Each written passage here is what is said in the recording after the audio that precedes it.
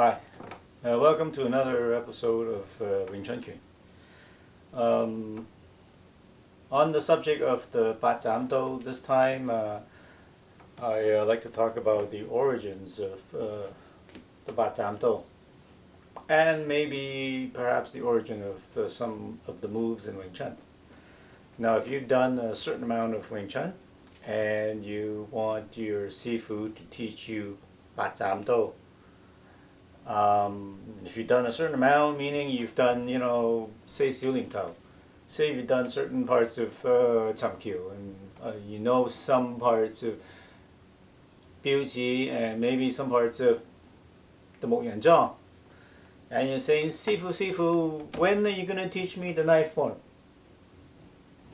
This kind of relates to the Karate Kid, Mr. Miyagi, when are you going to teach me karate? All you've been teaching me to is, wax on and wax off. Paint up and paint down, sand the floor. Well, this is the exact same situation. If I have some good news for you, if you want to learn the knife form, is that you already know it. You already know it because in Wing Chun, all of the knife forms derives from the hand forms, as well the hand forms, you can say vice versa, actually derived from the knife forms. To illustrate that, let's talk about the origin. Now, this in Cantonese is called the game. Okay, it's a straight sword.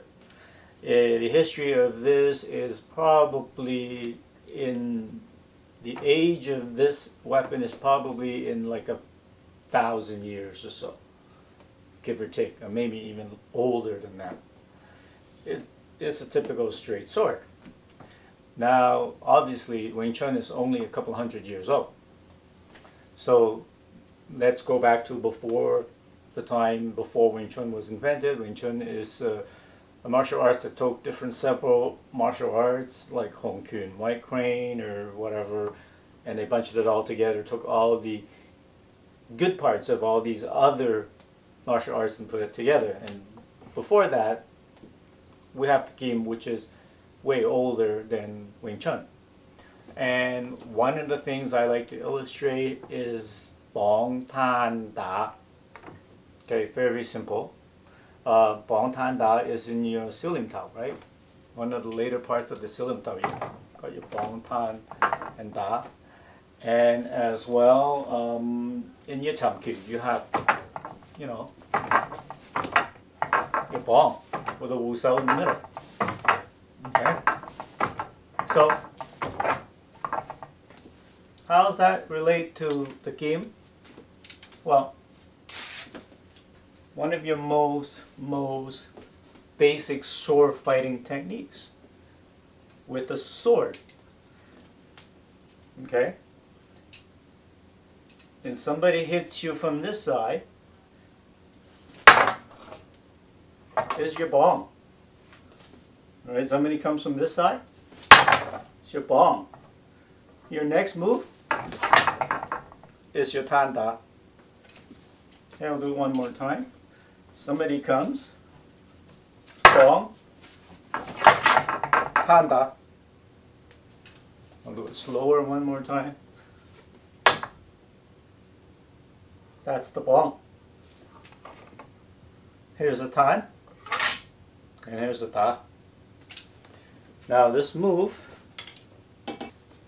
is easily repeated with a broadsword. So, you got your bong, you got your tan da, done exactly the same way.